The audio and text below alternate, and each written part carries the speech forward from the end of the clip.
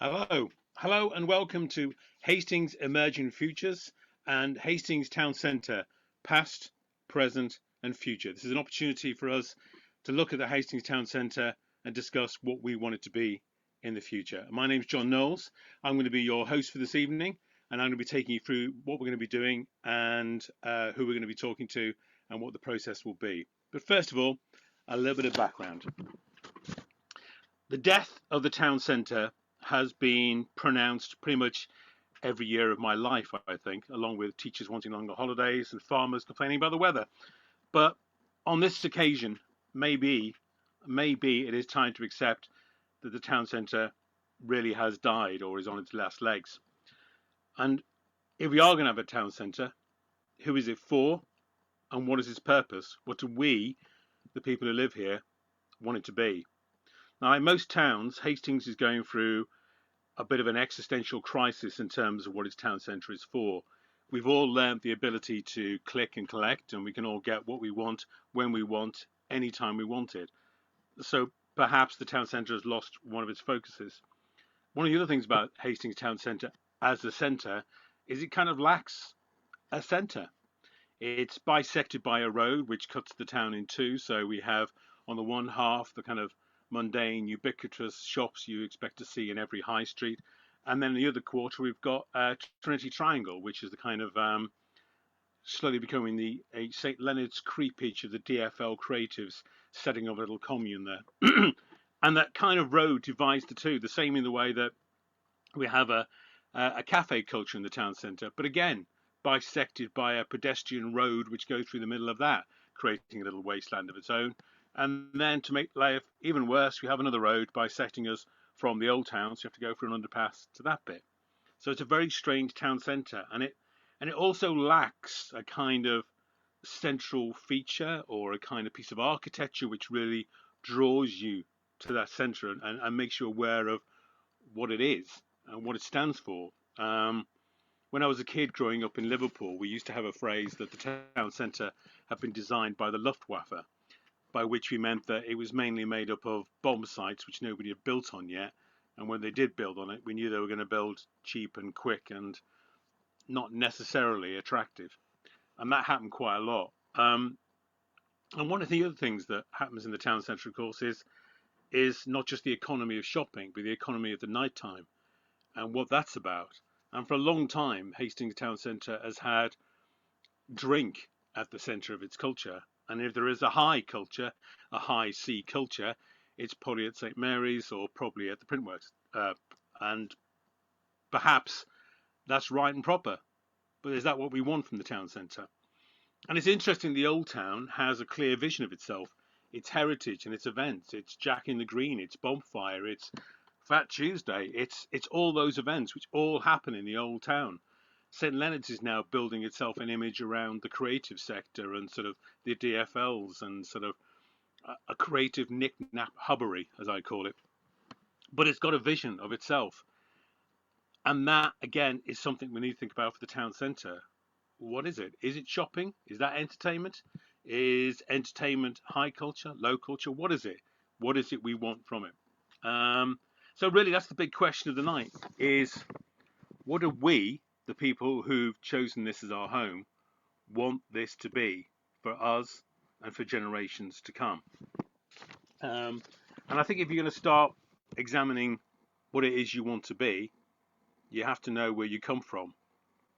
And that, for me, is essential for discussing where we're going to next, is to come onto that bit of history. How did we end up where we are? How do we get to the town centre that we've got now? Now, I'm really pleased to have with us tonight a talker in a minute called Stephen Peake, who's going to go through that. But before we get to him, just a little bit of housekeeping. This is not a passive evening. We want you engaged. We want you to tell us what your thoughts are. We want you to throw questions at the panelists as we go along.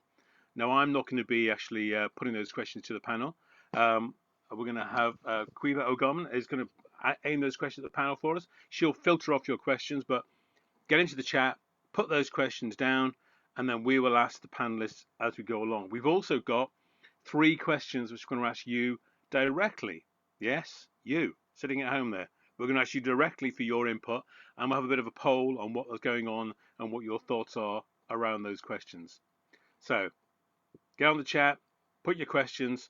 We'll try and put them to the panelists, and then along the way, we'll also try and create a little poll of what the feelings are around who we are and what we want to be. So like I said, though, we're going to start with a local historian. His name is Steve Peake, and he is going to take us through the history of Hastings Town Centre.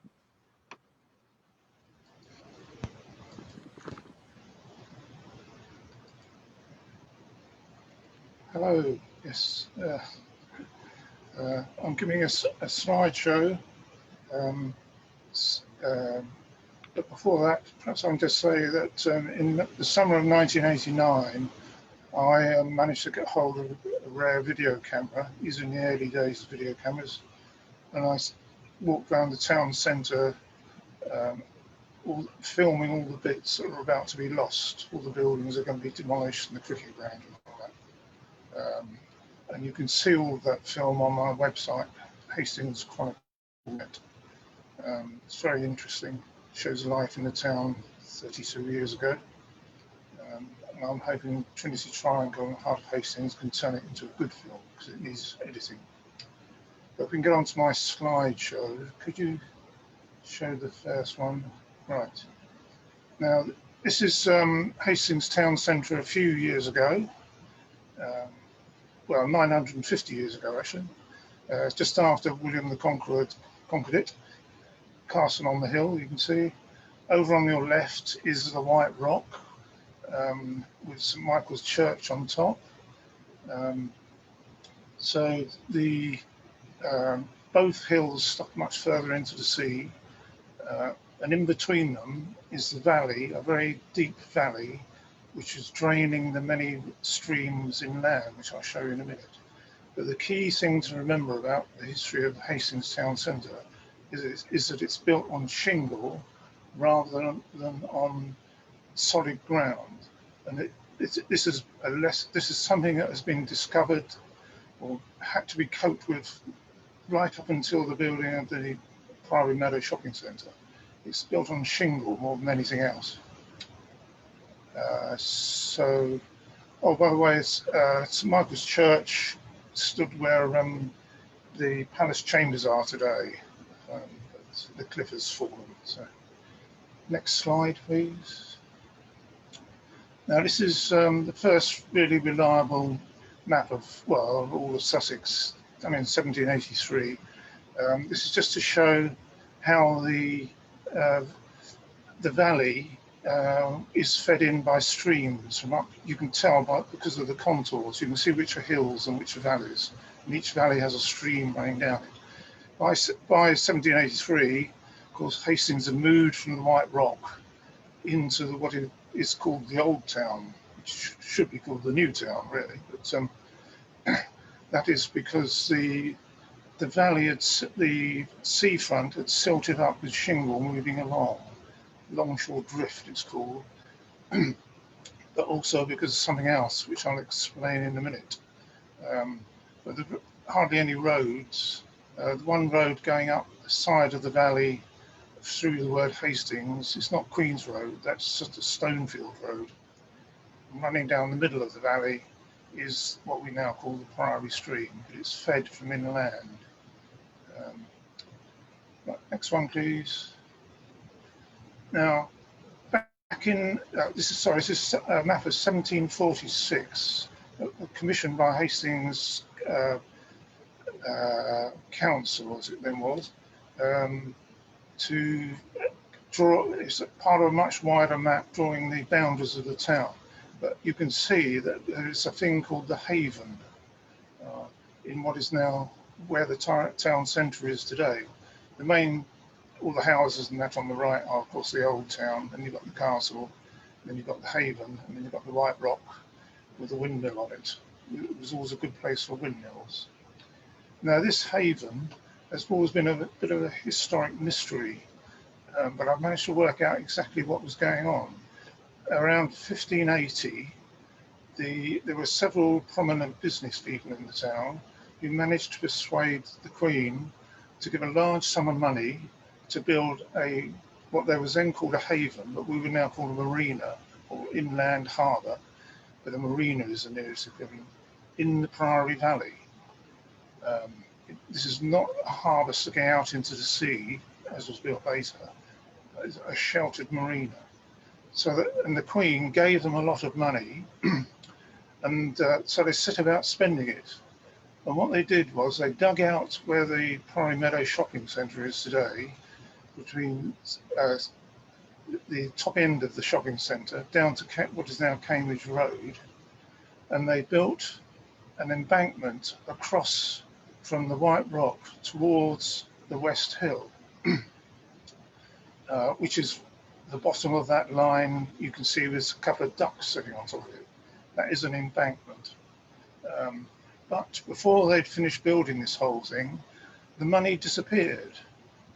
Somehow the other half of the money had gone somewhere else, maybe for a good life in Eastbourne or something like that. So the whole thing went bust, but they had half built a haven, and they put this embankment up.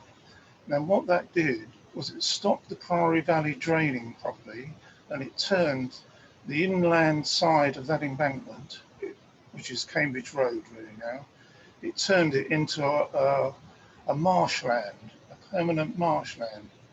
But on the other side, the seaward side of that embankment, shingle built up, and that's what the Crown could claim when it took possession of the America ground. So this embankment is a very key thing in the history of the town. It defined what was town inland and what was going to become the America ground, and now the whole Robertson Street area.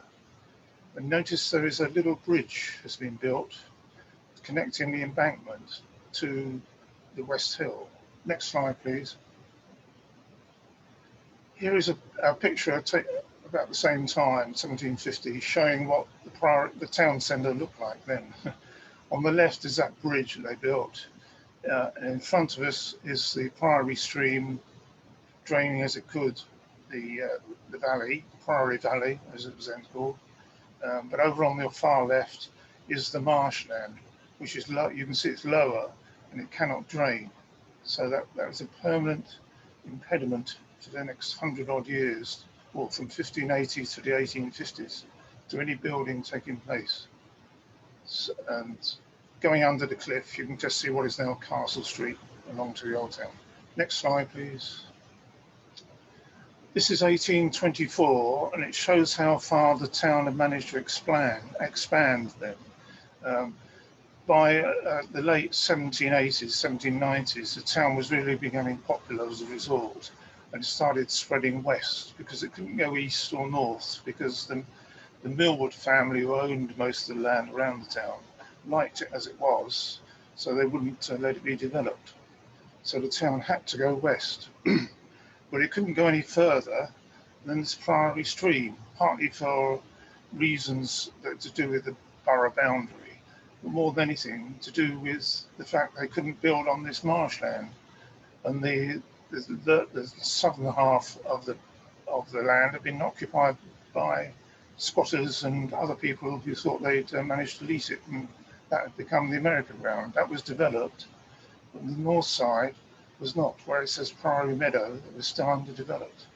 And so the developers have managed to build Wellington Square, York Buildings, Castle Street. But by 1824, come to a halt. And now this, you can see this thing called the Priory Bridge. That became the centre of the town. That is now where, if you were standing in the middle of the town looking up all the roads, Queen's Road, Cambridge Road, Robertson Street, you would actually be standing on that bridge, because the stream is underneath it now. Next slide, please. This is 1859, first really good map of all of the borough, and it shows it just after the railway had arrived in around 1850 to construct the railway system through Hastings to Rye and then up to Tunbridge Wells. They had to build the tunnels, particularly the tunnel between Hastings Station and Warwick Square. And millions of tons of silt and rubble came out of that. So they spread that all down what we now call Station Road, Havelock Road, Priory Street. That created the land on which those roads could be built. If you were to stand at the top of Havelock Road now, the traffic lights for the junction, and look down, you look down into Priory Street, and then you're looking down towards the shopping centre. That shows how much Havelock Road has been built up. But it was the coming of the railway and the silt from the tunnels that enabled quite a lot of the wasteland, the meadows, to be built on. That's when you really start to see development taking place. Also, Robertson Street area being built. This is 1859 is the beginning of really full-scale development of what we now call the town centre. Until about 1850, the town centre had really been in the old town, but the railways enabled the town to move into the Priory Valley. But they still hadn't sorted out the problem with the marsh, most of the marsh. You can see the Priory stream wandering down. Where it does that sharp right-hand end and another right-hand end, that's where the shopping centre is in today. And that is the boundary of this haven. That's where this haven was. They managed to dig it out and spread the diggings around, but there's still a depression there. So at the top you can see the gasworks, by the way, which are interesting things where Morrison's are today. There's still one of the original gas lampposts in the town, but it's not recognised as such. It's an 1830 gas lamppost still standing in the town. Next slide, please. This is 1900, when the town centre really filled up and was spreading up towards Bohemia, all up the north side of the railway line. But you can see that they haven't built on what was the key part of the haven, the cricket ground in green there. And they couldn't build on it because it was still wet underneath. It still had shingle underneath. And when the land was sold all around it, it was decided it wasn't worth trying to build on that particular spot. So he may as well turn it into a cricket ground, which is very nice of them. It was a very nice attraction to the town until Priory Meadow was built. I think next slide, please. This is just to show you the America ground, which is I'm writing this book on, and it's very interesting. The America ground is actually inside the red lines, or the America ground as claimed by the Crown. They are what they officially described as their land, because that's where the shingle is. This 1580 embankment I was telling you about actually runs slightly along the south side of Cambridge Road, which is why that is outside the boundary of the Crown land, because embankment was made of rubble and earth and things, and the Crown could only legally claim ownership of beach, of shingle, and the shingle stopped at the bottom of that embankment, and it didn't spread. The America ground didn't spread west as far as the Crown was concerned, beyond Claremont, because of the complexities of who owned part of the hill there behind and things like that. Complicated story, which you'll have to read my book to find out about. The Priory stream is running down under Harold Place at this time. Now, right in the middle of all this, you can see the Albert Memorial, which is right at the heart of the town.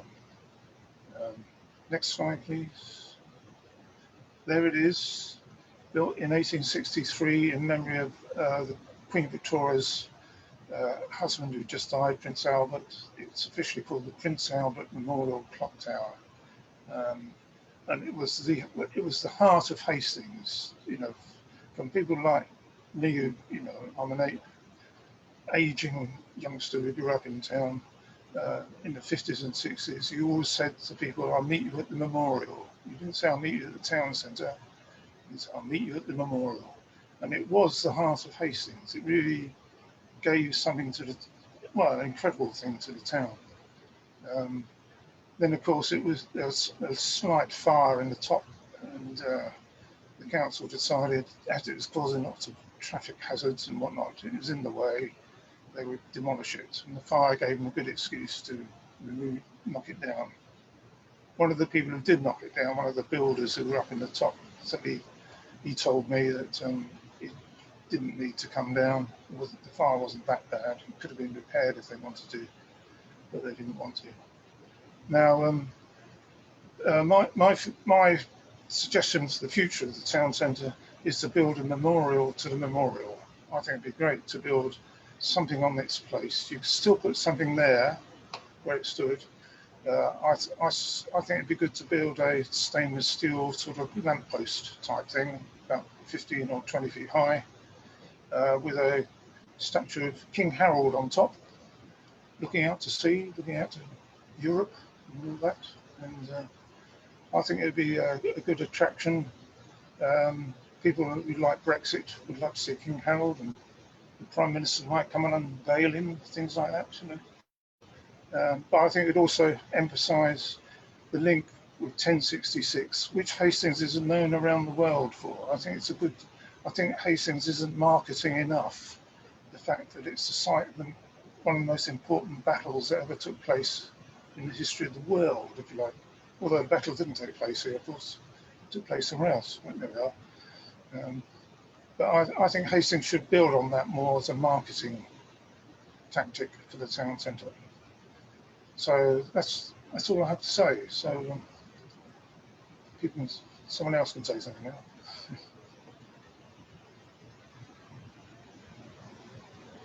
If somebody wants to say anything. Yeah, I'm coming right back at you. Wait for my video to start up.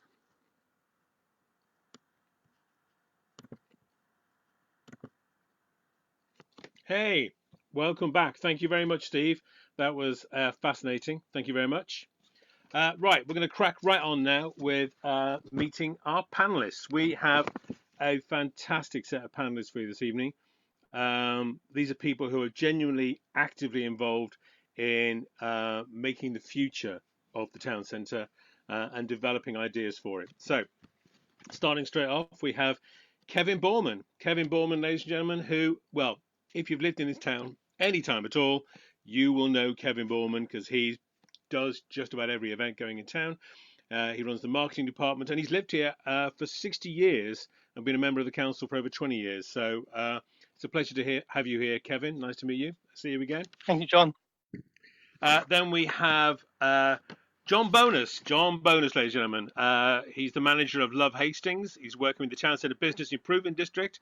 It's a 5-year project, 450 local businesses, £200,000 being brought into the town centre to improve the lighting, the street furniture, to develop shop watch, bar watch, CCTV, tons of stuff going on in the town centre, which John is involved with. And as if that wasn't enough, of course, he also does Hastings Flyers, which is something which was involved in Fat Tuesday, I think. And I'm right in thinking you also did quite a lot of stuff on the pier this year, John. Is that right too? Well, last year now, time flies by, but yeah, indeed. Yeah.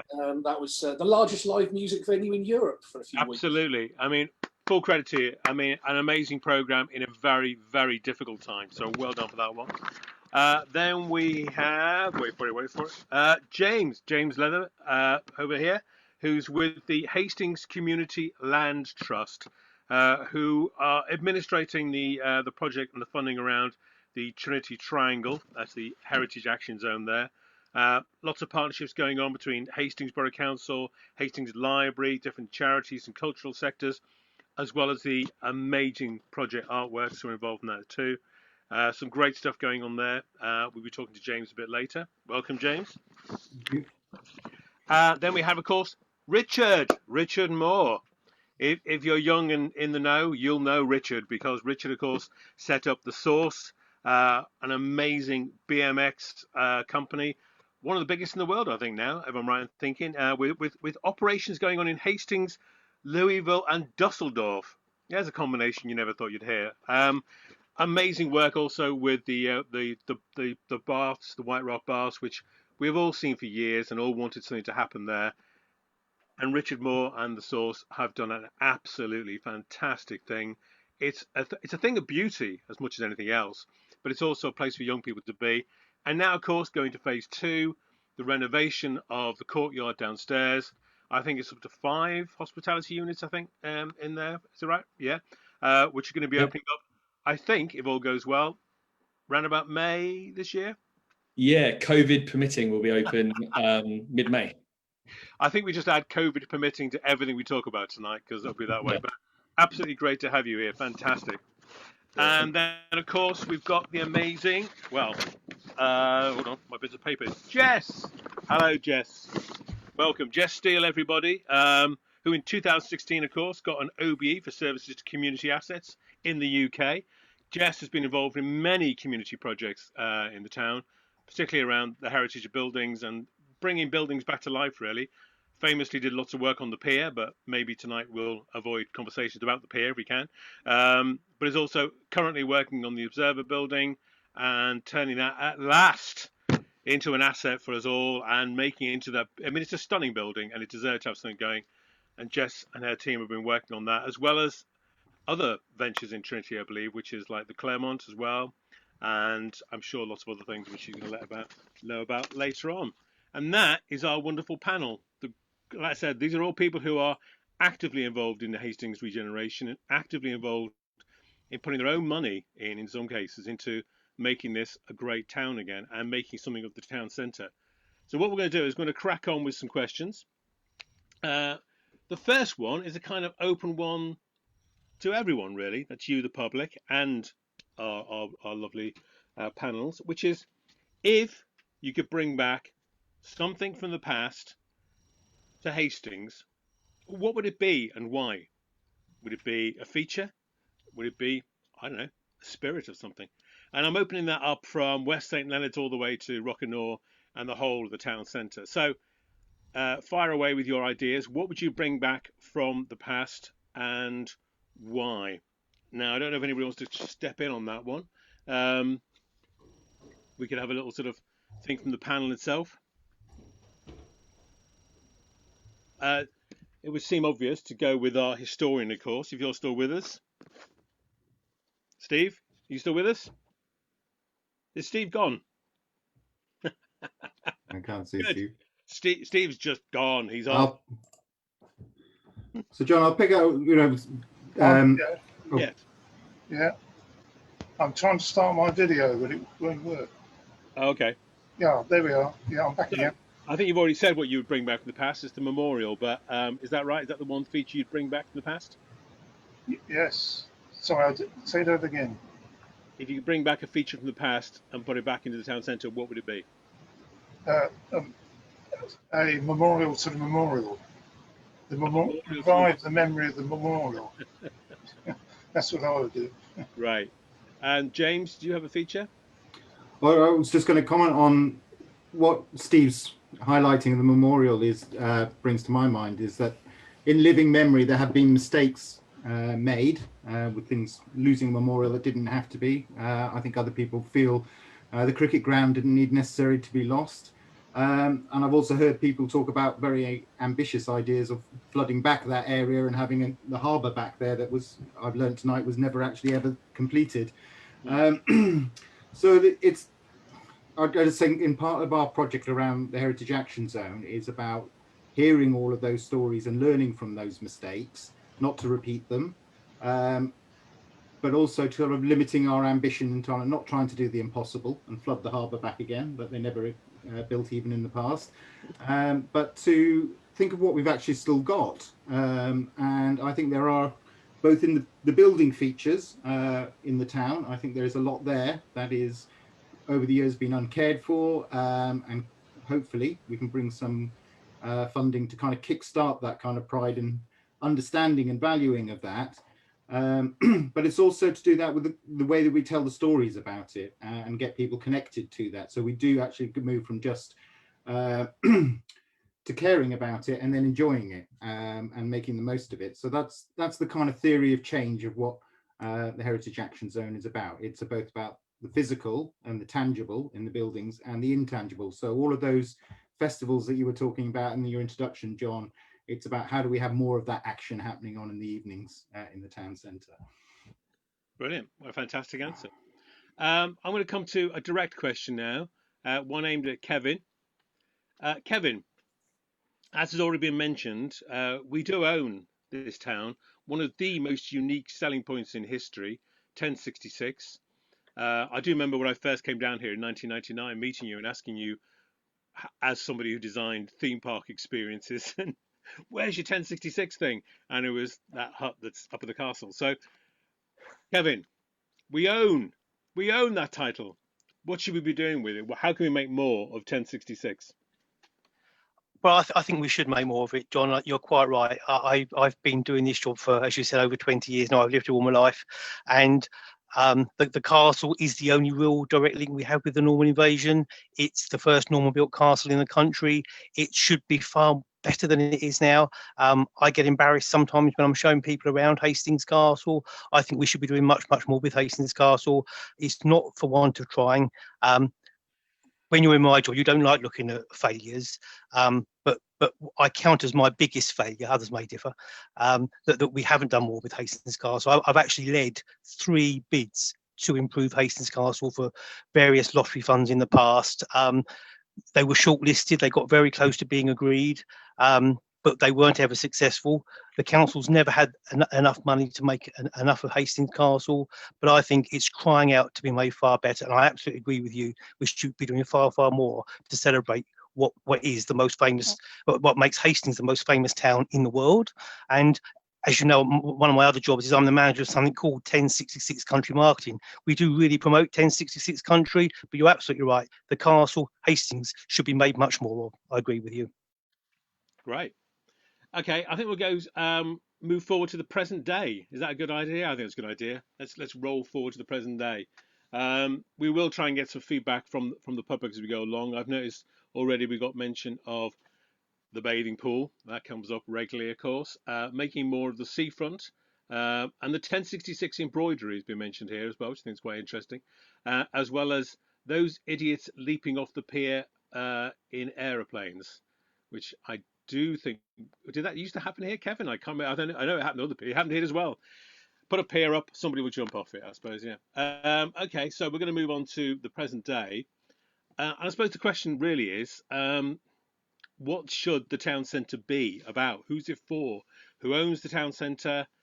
What do we want it to be? And we'd like to know from you, the public, really what you would like to see as being the focus for the town centre. Its activity. Is it commerce? Is it shopping? Is it culture? Is that culture high culture, low culture? What is it? What is it you would like to see happening in the town centre, and how would you like to see it used? So I'm going to come for whilst the public are coming back on that one, talk to John Bonus. Are you with us there, John? I'm indeed, and actually delighted that I think it's Tina has just popped in with the first thing I was going to say, which is the birthplace of TV. You know, we talk about the ancient history of Hastings. We talk about 1066. We talk about the battle. We talk about the castle. Actually, when the students come to town and they're walking around with their clipboards asking questions, and you have a chat to them, and you say, "Oh, and by the way, did you know that TV was born just around the corner?" Their eyes light up. That's like, you know, that's history which is relevant to them. TV is in every room, in every building, around the world, and it was born here in Hastings. And you know, that is something which we really ought to celebrate. Well, I've got a direct question for you, John, and this is a slightly contentious question, I know, but recently, of course, we had the removal of the seats in the town centre, and that followed on from the removal of the toilets in the town centre.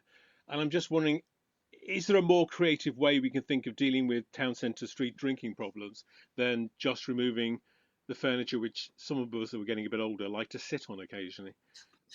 I'd love to think the answer to that is yes. Obviously, their answer has to be yes.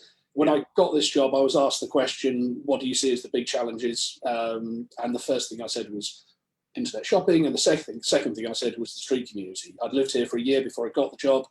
very lucky to get a job that actually allowed me to kind of put me back into the town I'd chosen to, stick some roots down into. They're a difficult group of people to deal with. I mean, it has to be said, there's a huge amount of money spent just with people sat around tables, sat on the end of phones, talking about how do we deal with this group of maybe only a dozen or 20 people. Now, removing a few benches, it helped. Those benches were in the worst possible place for that little group of people to sit. They were right outside the cafes, right outside the spot where, you want to sit down and have a quiet drink, quiet coffee, and, you're being abused, you're being shouted at. I've got shop staff in tears. It was tough. And, every single one of those individuals has got multiple complex needs. They offend in all sorts of different ways. It's not a homelessness issue. Very few of them are homeless. But assertive outreach and kind of creative solutions to their individual problems, yeah, absolutely. As it is, we've lost a few benches. There's 4 or 5 times as many benches still left as we lost within a few seconds. Toilets, well, yeah, we lost 1 set of toilets, but there's another set a minute away in Priory Meadow, open for exactly the same amount of time. So, yeah, the temporary, and I hope it is temporary removal of a few benches, actually did partially solve the problem. It did move it away. Things have dispersed. Clearly, COVID and everything else kind of kicked in, and there's all sorts of effects that we're feeling. But ultimately, that group of people are responsible for a significant and a massively disproportionate part of Hastings' problem. Even the gnarly old fishermen down in the old town, when I talk to them, say don't like coming into the town centre because of that lot. Street market traders, I've had 4 or 5 market operators come into Hastings with the offer of, we'd love to do a craft market, we'd love to do something, a continental food market. What they all say when they've come and visited is, right, okay, not while you've still got that lot there. So it's an issue to be dealt with. It's a bigger problem than, as I say, just a few benches. Well, I highly recommend this book, Utopia for Realists. There's a great chapter in there which talks about a City of London having the same problem as we've got, which is 13 street drinkers. And in the end, what they decided to do was actually give them money. And they solved their own problems in the end. It was quite an amazing project. Worth looking up, and I'll send you a link for it if you like. But I think it's that idea that do we trust the poor with money? And in this country, the answer's no, we don't. So maybe there's a creative way we could deal with giving some money to the people who are actually poor and on the streets. I'm going to come to another question about the kind of present day, really, which is to Jess, if that's all right, Jess. Yes. I suppose one of the questions is, I mean, I rather cheekily suggested the town was split into 2, with the town centre, and I know you're shaking your head already. But how do we kind of bridge that gap between the town centre and Trinity, and also with your hat on in particular, what is the kind of role that the private sector money and public debate has in changing those kind of areas, and how do we make it work really? Well, in terms of the first one, yeah, there are not only 2 zones, but ever since 2006, when I first got involved, it has felt like White Rock and the town centre have been like a missing zone from the strategic thinking.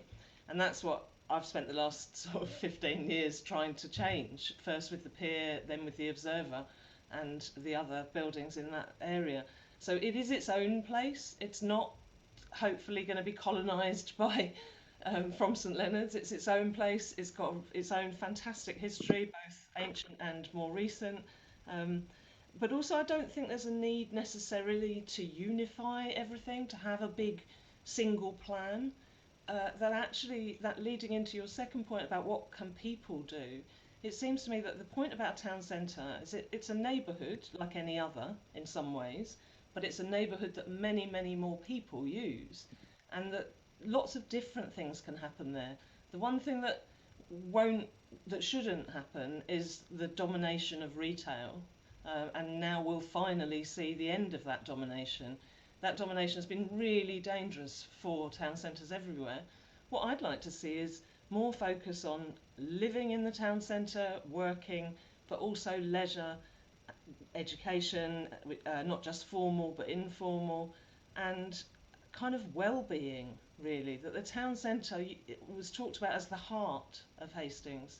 Well, let it be the bit that actually has things that make people happy. things that make people feel good and enjoy life. If we had that sort of vision, then lots of different things can happen there.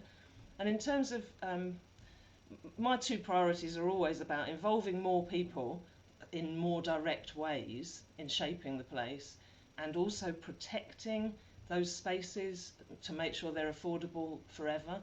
So not just having some fun little kind of cultural thing that lights the blue touch paper of gentrification, which we see everywhere, but actually making sure that those places are in long-term community ownership so that they can stay affordable, accessible, and great for local people. Absolutely is. I mean, it's all good points actually there, Jess. Thank you very much. And I think that's again, I am reading some of your chat comments as going along, because it really is important at the end of this that we don't just walk away and imagine that this panel is going to solve all the problems. It really is about you, the people who are listening in on this, getting engaged and getting in touch with everybody who's on here and seeing what you can do. I think it was quite interesting on the chat column here going up. Quite a lot of talk about redirecting the A259 on the seafront and about how great the community spirit was when the road was closed for a day. And in actual fact, the number of times I can think of when the road is closed for bonfire night, Jack in the Green, there is a different atmosphere, and quite a big idea to try and vision getting rid of the road. But it would be nice, wouldn't it, to have a seafront where you could actually be near the sea without a road in the way of it all the time. Anyway, just an idea there. I think because we're a bit short of time, we're going to come forward to the future. And the question we gave to the panel on this one, and again, one for you, the public listening into this, is what has inspired you? What thing have you seen in other town centres, in other places, in your own vision maybe, that has inspired you for the future? What would you like to bring here that makes you think, yes, that would be something which would draw people here? And again, going through in running order, I think we got images from the panelists who put things up. Put the first one up, which is from Kevin, I believe. Yes, so this is Kevin's image. I don't know what you say anything about this, Kevin. No, only that I clearly don't get out as much as some of the other panelists, seeing where they've gone. But I stayed in the county, and I love Lewes. I love Hastings more, but that's different. Lewes has got a really nice feel to it. I think it's quite sprawly, but it doesn't feel like that. I like the bridge over the water. It's just got a really nice homely feel. It's still the county town, and I just think it's got a really good shopping experience, a really good vibrant centre, some really nice independent shops there, and parts of it remind me of the old town, but I think that needs to be replicated or something like that in Hastings. So not as ambitious as some, but something I think is easily achievable. No, it's a nice place. I always enjoy going to Lewes, so why not? John Bonus, what's your image? Oh, okay. I think that one is actually Rich's, but doesn't really matter because actually they are incredibly similar, and we didn't collude or discuss this in advance. My image was actually of a town somewhere that I've never been before, but I've been to loads of places that look exactly like this, and you can see the difference, but you can also see the similarity. The similarity is that real just focus on outdoor dining, outdoor seating, use of the outdoor space. At the moment, the town centre, so much of it is locked indoors. It's, you go to a venue and you're inside, you go to a venue, you're inside.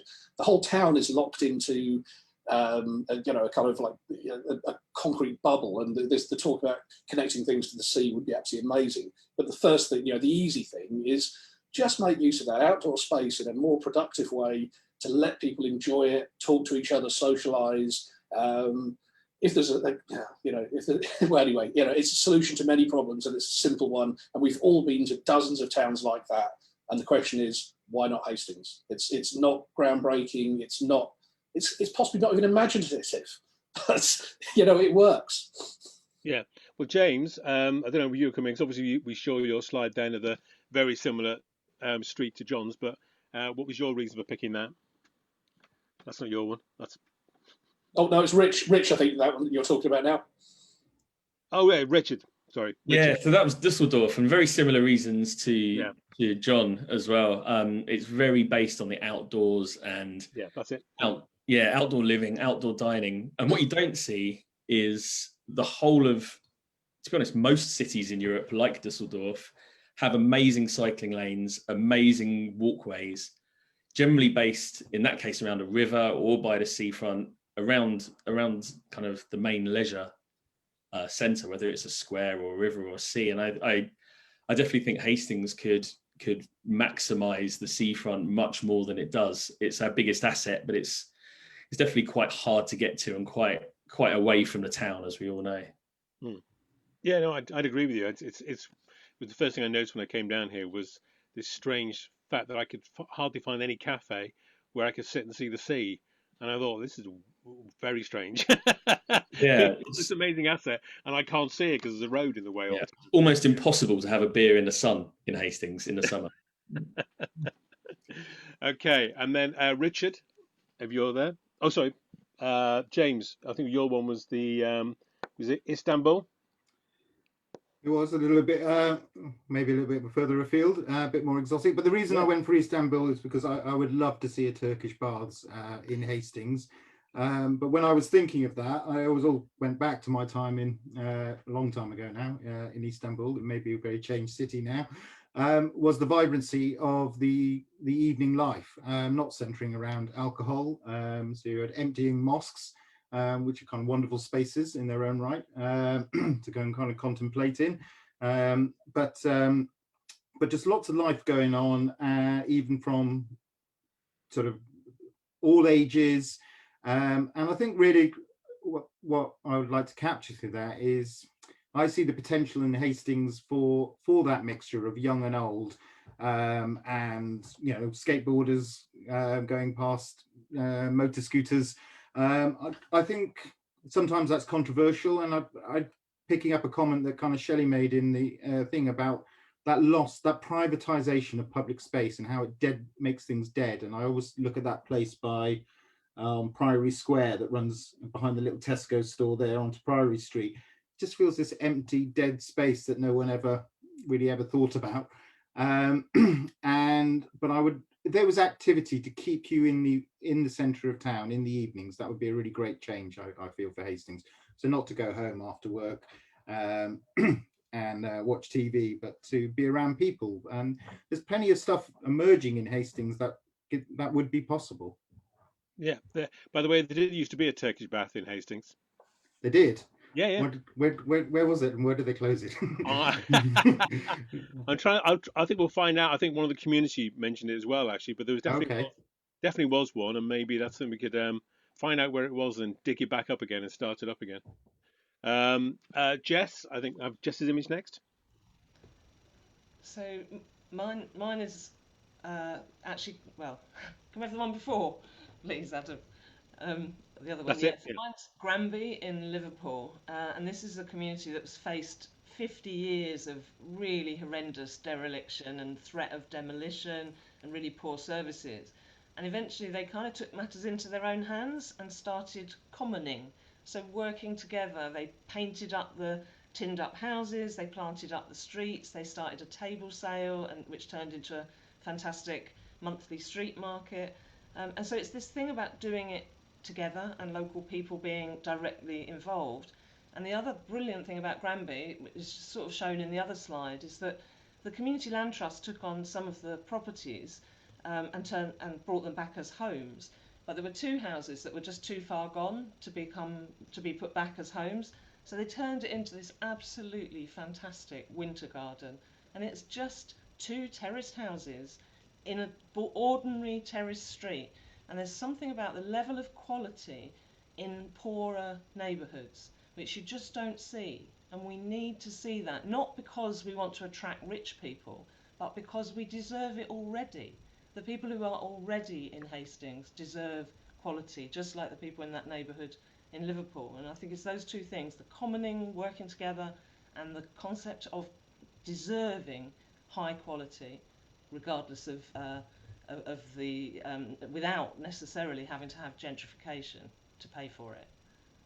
No, I think that's quite important, actually. And I think, again, following the chat, There's a few comments about the need to have spaces in the town which are high quality, enjoyable, and don't cost money. So they're not part of a sort of you have to buy something to be part of it.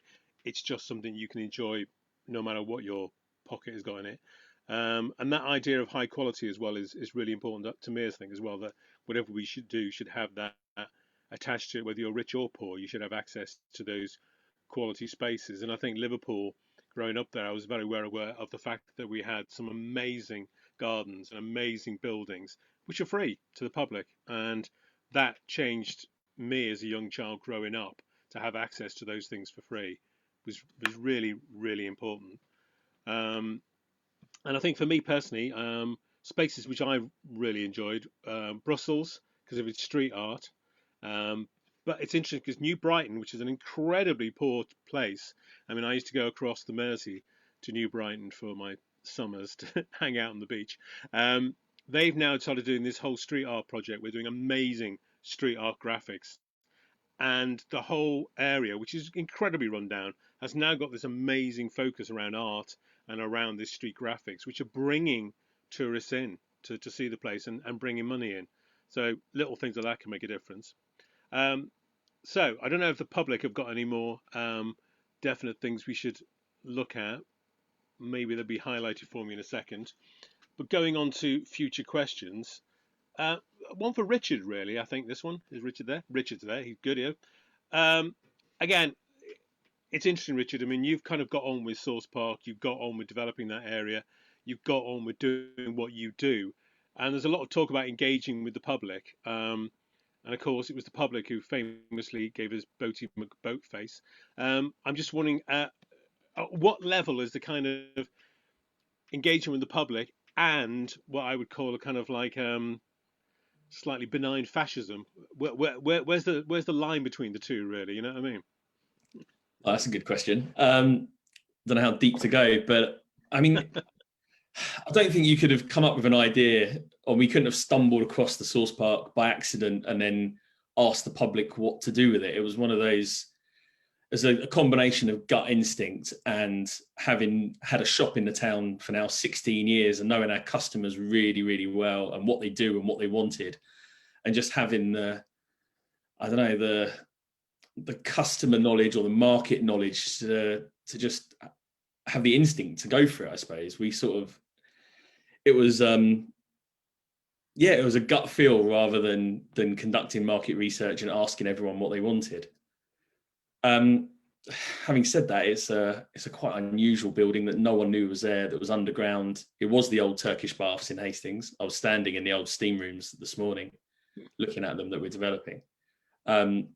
So yeah, there's a combination of gut feel that it would be successful and that people would travel to it and that we could hold big events, and I don't know, just being interested in something so, I don't know, so unique and such an interesting project, I suppose. Yeah, no, it's amazing. I think what you're doing with it, that mix of heritage and actual contemporary design is really exciting. I think I remember in Manchester, the theatre they built inside the big sort of town hall there looks like a lunar landing module. It you know, on first looking at it, you go, oh, what's that? You know, that doesn't fit in at all. But in a way, that was the beauty of it. It didn't fit in, but it served its purpose absolutely. Yeah, and I think the Turkish baths were probably like that. The fact that in 1879 it opened and it was dumped between the old seawall and the new seawall on the beach, and the audacity of the Victorians, obviously helped by pillaging the world's resources, the audacity to build this ridiculous thing that they thought people would come to, and for a time they did. Yeah, it's kind of, the building's always encouraged those kind of ideas, I think. Yeah.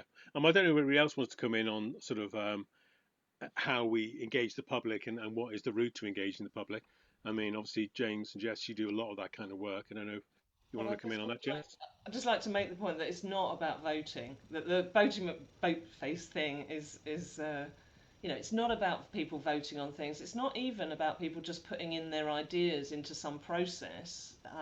It's about what Rich was talking about the long-term visible engagement. You were doing community engagement all those years because you were listening to people. You were building up a picture of what people care about. You were chatting, and it's that time, chatting, spending time together, talking about what we want to see, what we care about. That's genuine engagement, and that's what we need to see. And we need to create the spaces in town that can happen. And Source is one of those, the Observer is one of those, the area around the alley, around the back of Claremont. All of those places are places where, if we get it right, people will hang out and they'll talk about everything. And they'll chat about nothing, but they'll also chat about real things, about things they care about and things they want to see happen. And that's what makes the difference, I think. Okay, well, following on from that, I mean, one of my questions was going to be around the fact that Knowsley Council has recently bought back the town centre from the private ownership. So I suppose in our case, they've gone, Priory Meadows, thank you very much. We'll buy it back and we'll use the land for what we want it to. So bring back the cricket ground, but not in my case. I don't want to bring back the cricket ground, but they've taken a brave stance of saying, okay, we don't think private investment have done the right thing here.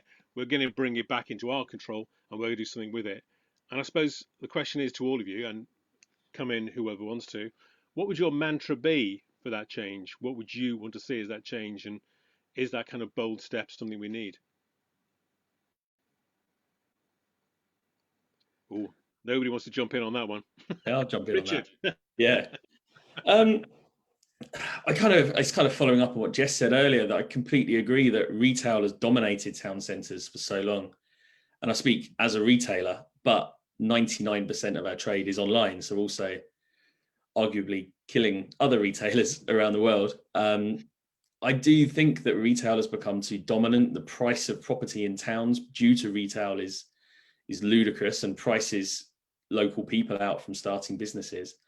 I think it has to be that combination of living in a town and people having that room for ideas and being able to afford to take a gamble with short-term, affordable spaces, and as well just putting a lot more residential property there. I mean, it just seems so obvious that there's all this practically dead space and a shortage of housing at the same time. Would anybody else like to jump in there? Yep, I'll pick up on that. I mean, I think the three words that I follow on from that, Rich, would be live, work, sell. You know, live, work, sell. Live in the place that you work and sell the products that you make in that same space. And I don't know. I mean, that goes way back, doesn't it? I mean, that goes way, way, way back. I mean, that probably goes back to the history lesson that we had right at the start of this. You know, the 15th century. You know, people would live in a house. They would be cottage industry. They'd be knitting, sewing, making, milling, whatever doing in their property, and then they would sell it from the front door or sell it on the street outside. And I think there's a huge amount of capacity for that in the high streets now, because yeah, people want to buy online. They will always buy online now. You can't stop them from buying online, but they still want that unique sense of kind of connection to some of the products that they buy. You'll buy your cheap and tacky from wherever. You'll buy your hard to get from wherever. But when it comes down to the little knickknacks, the things you put on your shelves, on your wall, those are the things that that make your house a home. You want somehow to feel connected to the people that made them, and actually being able to walk through Debenhams, for instance, and see a potter potting, see a knitter knitting, and on the wall behind them are their products, which you can then buy, and you know that you bought something from the person that actually made it, minutes after it was made. I think there's a real sense of connection there that we could develop. And there's people coming out of retail now who have worked in the sector for years and years and years for the big guys. They've got a huge amount of skills in terms of how to sell things, but they haven't got those big businesses to work for anymore. So I think they're going to start coming out of the woodwork now, going, well, I've got these skills. I know how to sell stuff. Now I'll learn how to make things, and now I'll learn how to curate a collection or whatever it might be, and take on a little unit. But could we fill Debenhams, for instance, with little work, little make sell spaces, turn it into I just thought the other day, actually, putting art back into department store. I don't know, just somehow, keeping Debenhams effectively almost as it is, but just filling it with people, with real creatives, with something to sell. Don't know, there's my thought anyway. Yeah, no, good thought. I mean, I like the idea of the smaller artisan crafts people making things, but I mean, as you know, John, I mean, there's probably quite a lot of money brought into the town centre by rates and rent paid by the bigger companies. So will that replace that? I think one of the interesting questions which is popping up a couple of times in the chat is we're talking about the future, and a few people have asked the question about the long-term future, 50 years down the road from now, and how we tackle climate change and what we do as a town facing a big rising sea in the future. And of course, we've got problems in the town centre already with the occasional water coming up through the ground. The water level is going to rise and the ground level is going to rise. So how do we deal with that in the future might be an interesting question for somebody as well, actually.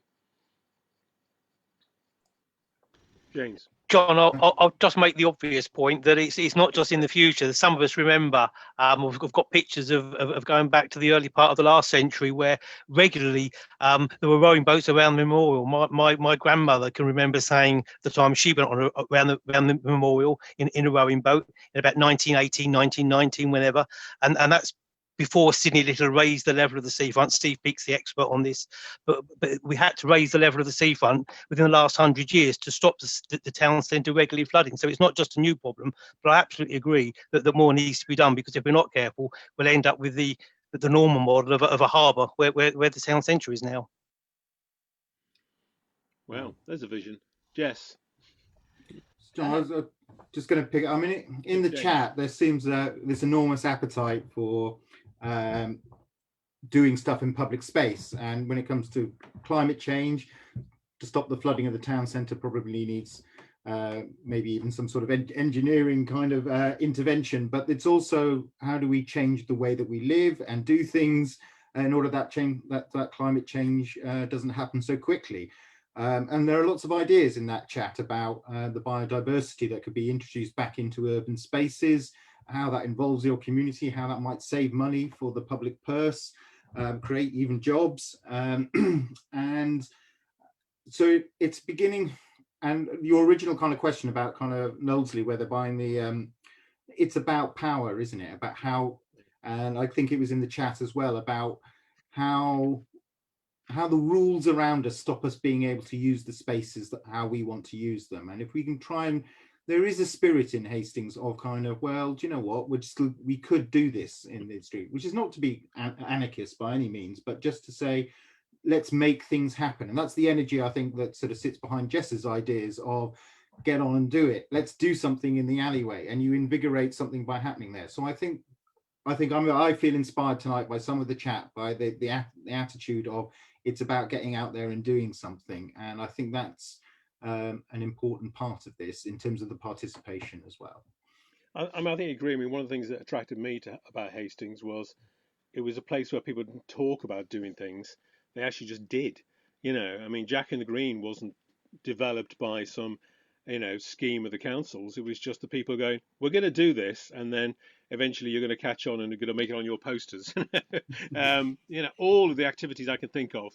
Fat Tuesday. I mean, again, I don't think anybody asks permission in this town. They just get on with it. And then everybody catches up and goes, yeah, we're going to claim that now because it's too big. You know what I mean? And that for me is the beauty. It's again, it'd be nice to get some of the more feedback from the people, and maybe if anybody's got any questions, this is a good time to get those questions directly to us so we can ask the panelists, because really it is a town that thinks for itself and does its own thing when it wants to do it, and when it does it, it's just incredible. So if anybody's got any direct questions they're going to ask the panelist, this is a good time to pop up, I think, now. Hi, John. I've got some questions here. Fire away. All right, great. So, well, as you were saying, these people are DIY people, so it's testament to our audience that we've actually got more ideas than questions. I like that. But we do have some questions.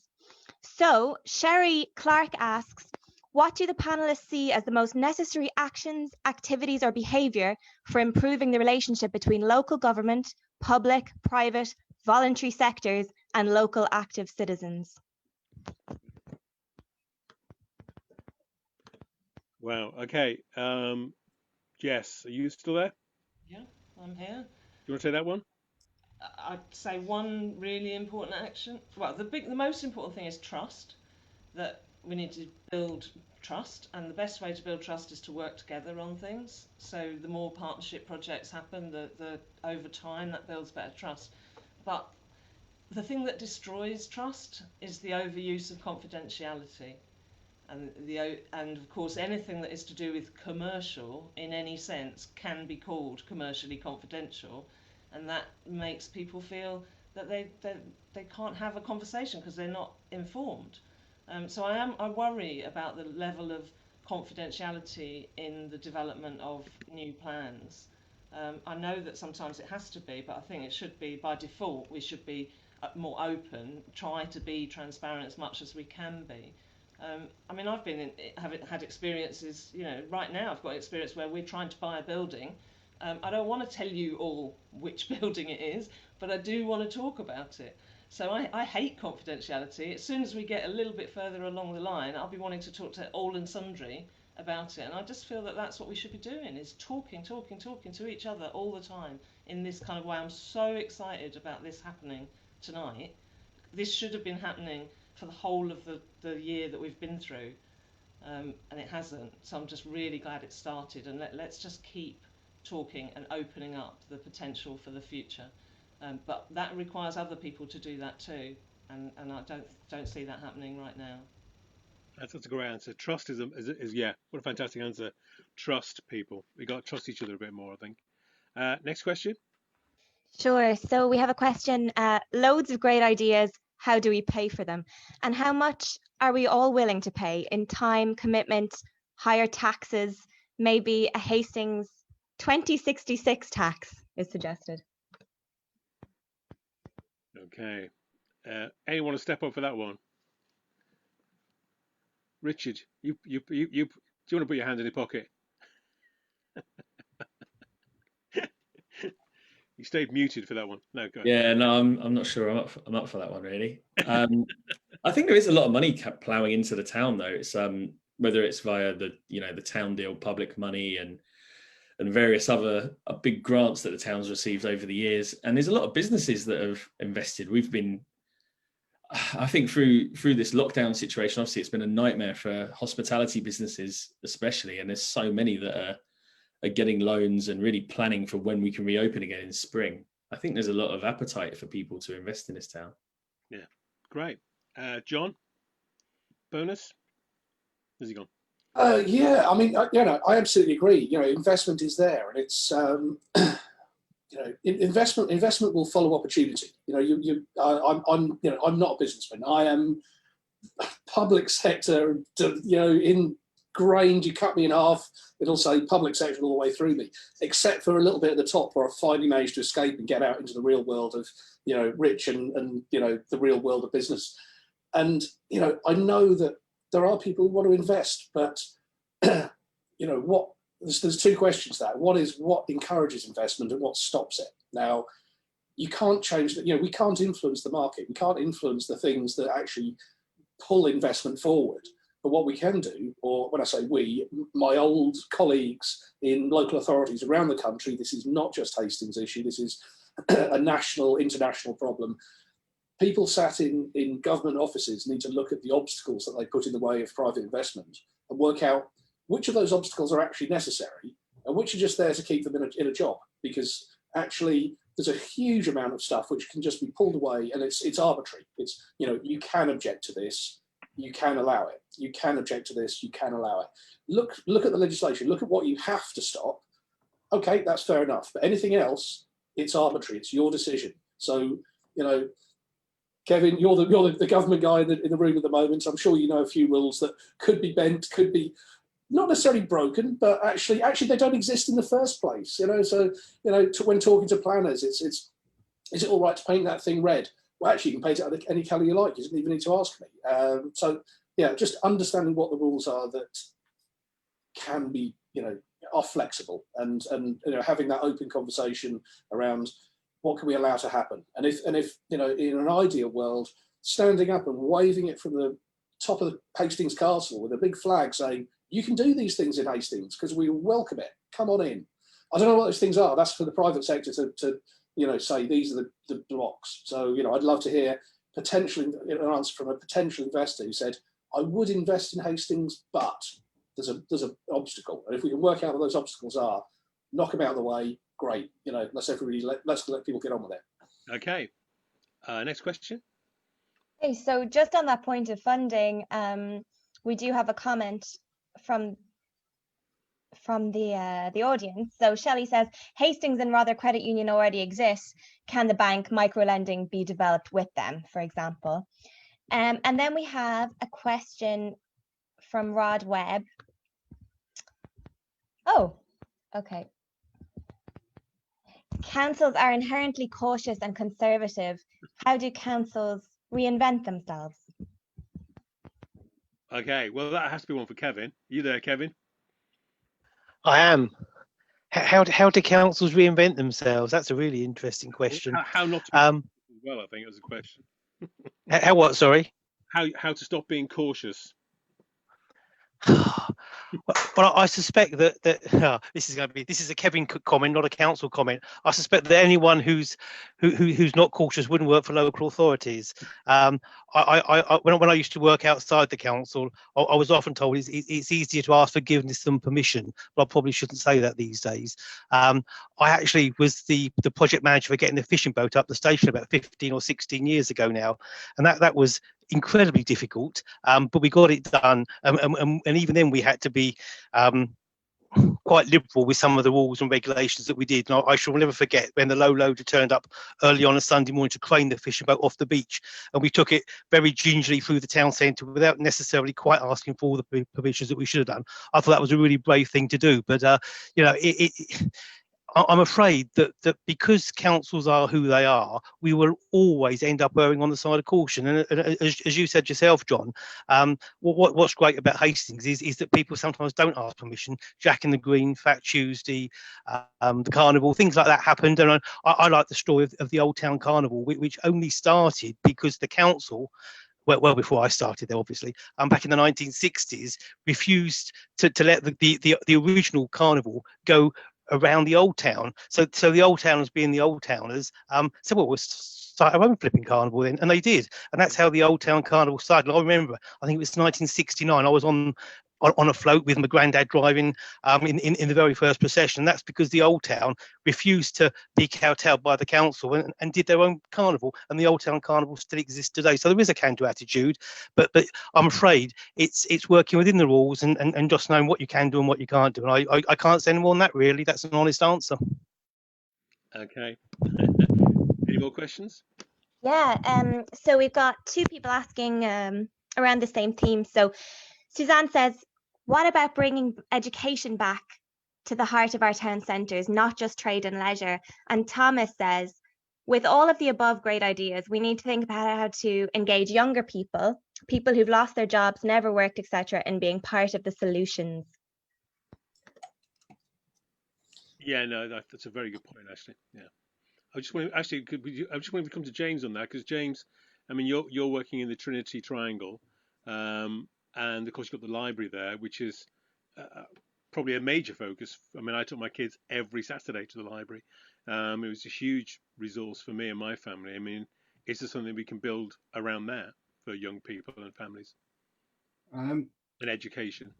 Yeah, I think my point of departure in answering that question is with the Heritage Action Zone. We tried to do a bid that had a number of aspects that tried to hit a number of kind of things at the same time. So there was the physical buildings, the dereliction around us, but if you're going to tackle dereliction, is there an opportunity there to train people in a trade while you're tackling that dereliction? Is there a way to learn skills of a higher quality as well? So it's not just about kind of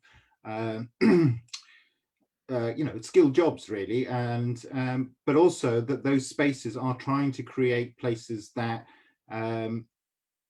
increasingly, and perhaps COVID has accelerated this for us, realizing that actually the attractive places to work are actually in the towns that you live, rather than commuting many hours away and back again. And that the young people of Hastings don't have to leave Hastings in order to go and actually work alongside one of the best film editors in the country, or because they're here on their doorstep. And we are moving into a world where that is becoming increasingly more possible. And it's trying to create those opportunities and a number of aspects to that, and also about volunteering, in terms of, as I said, about trying to get that understanding and the caring about the heritage that we have, that using the knowledge of people like Steve and his peer group and that side of things to pass that on to us. Sorry, you have some... I just want to, I mean, because obviously one of the drawbacks to, I mean, because I remember growing up as a kid, and what changed my life was the Everyman Theatre in Liverpool. And it was the fact that we were taken seriously as young kids going in there. We weren't just a tick box. We were actually on the panel of the Everyman Theatre to give advice about what should happen. Our voice was actually heard. But not only that, but it was a community space. And, you know, at the age of 16, I was downstairs in the bistro bar, hanging out with prostitutes, pimps, poets, writers, thinkers, artists, creatives. That changed my life, that kind of community space. And it does seem that we kind of lack those mixed community spaces in Hastings, which I think are actually one of the things I love about going to gigs in Hastings, is that, you know, you can be next to an 80-year-old and an 8-year-old, and it makes no difference at all. They'll all talk to you. But having those community spaces where we can mix ideas, well, where is that space in Hastings? Where do we do that, if not our town centre? Open question, if anybody. I hope it will be in this building behind me. Well, yeah, why not? Yeah. Those buildings in what we now call the Hastings Commons, they are about that. They're about that diversity, and about being open to all. I always used to think that about the pier, of course, and the pier remains, and let's hope it, you know, it can come back after all of this. It remains crucially important that it's flat and free and open to all. But we can make other spaces that are like that too, and we need to, because some of them need to be under cover. I think it's also about young people being given a voice and real presence in things. Like I said, for me, the weird thing was being taken serious, because that, up till then in my life, nobody had taken me seriously. So to suddenly find an institute going, well, yes, whatever you say does matter, I think is important, and bringing younger people into this conversation is really important, I think. Any more questions? Yes. Time for a couple more, I think. Okay, great. So the first is a two-parter. Is there a register of empty buildings? Could they revert to community ownership if they've been empty for a long time? And then the second question, what does everyone want to see in Debenhams? Oh, there's a big one. Who wants to say that one?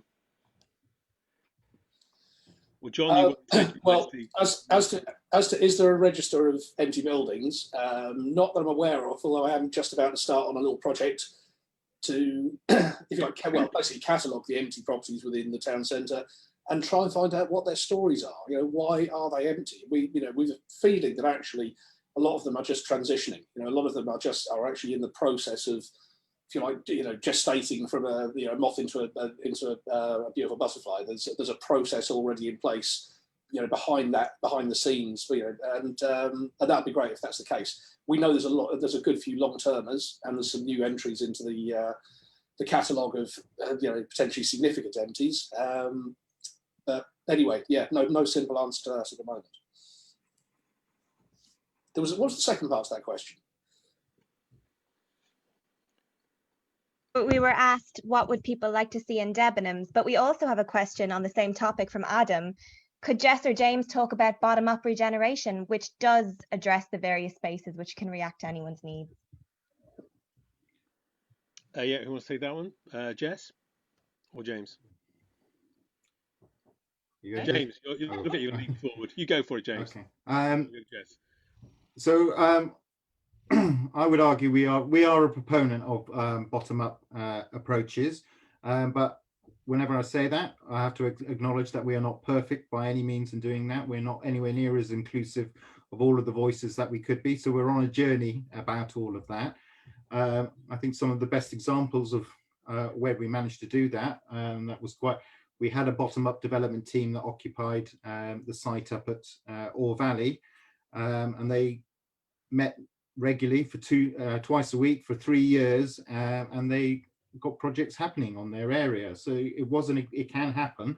on terms of that inclusivity. And also one of the first things that happened in the Observer building when White Rock bought it was to do the organisation workshop in there, which I think was a great project in the experience of agency and community organising.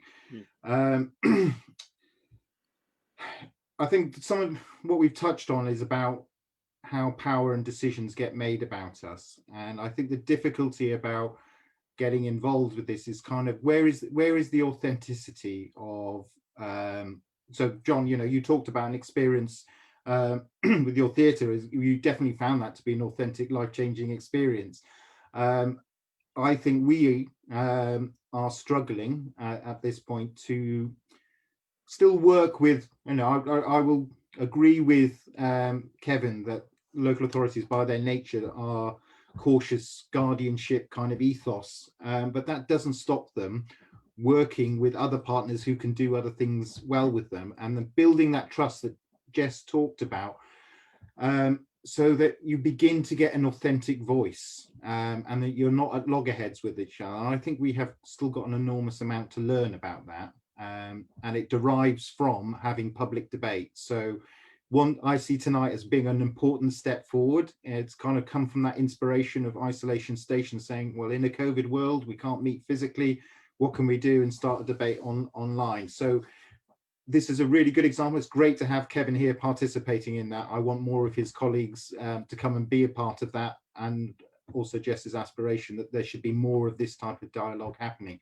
Because what are we going to do? We're just scratching the surface tonight, and there's so much more. And this panel, or I will say on this panel, I'm not an expert in this. I feed off the ideas that other people have, and that's what I need in order to shape what our organisation can do in terms of trying to bring some resources to make these things happen. And Jess, do you want to come in on that as well? I thought James did that really well. I just would like to say the point. I don't think it's the caution in local government that is the problem. It might be a bit annoying here and there, but there are good reasons for it. It's what we really need is curiosity. We want the council to be as curious about what everyone else thinks as we are, because I think that curiosity is what drives the sort of much more dynamic ways of thinking about things.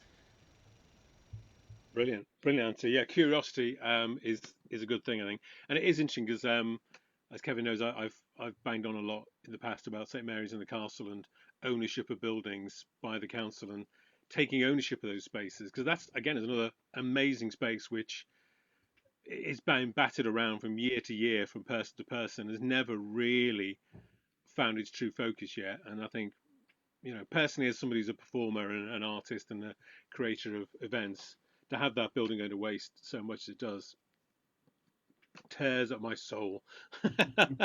So I'm putting a cry out for St Mary's and the Castle at some point. Right, I think we're going to round things up unless you've got any more questions to ask. We do have one more question if we can fit it in. Andy Batsford asks, can we ask how we make sure the town centre is for all people in Hastings? Good question. Who wants to take that one? John?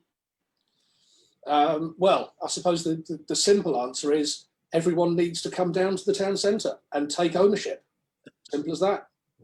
Apart from the street drinkers. Just come on down, grab your bench. If you want to have a drink, do it in a sociable way. Remember, drinking isn't illegal in the town centre. Antisocial behaviour is. It's not a T-shirt I'm going to buy, but it's a nice idea. Anybody else want any more comment on that one? No. That idea that John's idea is come to the town centre. I think that's really powerful. But we do need to invite. We need to make it inviting. And as I think people said earlier, it needs to be some spaces there that don't cost money. That feel welcoming but don't cost. I'd agree. When I ran Coastal Current Arts Festival, which I did for 5 years, 4 years of that focus was on street arts. And we used to have free street arts events in the town centre. Some amazing European, English, really quite out there stuff, which the public engaged in I mean, in the middle of Priory Meadows, we put something called the Peep Show on, which was the weirdest kind of strange. I'm not even going to go into a description what it was like, but it was the sort of thing where I thought this is going to get us into trouble. But the public loved it; they absolutely loved it, and because it was free and because it was in a public space, they engaged with it. And I think that's what we need. One of the things I'd cry out for as well is more street theatre, more street events, more street things happening, which makes people go, there is a reason to be in the town centre today. Yeah. More Right, I think we're gonna, spectacle. Oh, I think we're gonna round it up. If that's all right with everybody, I'd like to say a huge thank you to our panel, Kevin, John, James, Richard, and Jessica. Thank you, Jess. Sorry, thank you very, very much indeed. Some great, insightful thoughts and some great ideas. I'd like to say a huge thank you to the public who have been engaging all the way throughout this as we go along. I'd also like to thank Steve Peake, who the historian, Quiva there, and Suzanne, who's probably somewhere on the sidelines, not being allowed to be seen on screen. And of course, Isolation Station, who, you're right, I mean, throughout this COVID time of lockdown and not being able to talk to people, it was great to have that resource and that idea there, which brought live events into people's living rooms. So full on to you guys. Thank you so much for putting this together tonight and for running a very smooth event, I think. So if everybody online could applause, as I'm sure they would be, they would be. So once you go away from here, this is not the end. This is just the beginning. There's going to be a couple of holding pages now, which will show us what you can do next. This is the start of a bigger conversation. This isn't the end. Hastings Town Centre has a future, I believe. It's one that we have to shape. So please go to the Common Treasury Facebook page and look on there. And there's also a recording of this event if you want to share this event with other people. There's a map of ideas, which is a beautiful idea you can get involved with as well. And facebook.com, commontreasury.org.uk. Get involved with that. And thank you. Thank you to the panel. Thank you, Isolation Station. Thank you, the public. I've been John Knowles. I hope I haven't been too controversial, which would be a different thing for my life. Take care of yourselves. Thank you very much. Thanks, John. thank you, John. Cheers.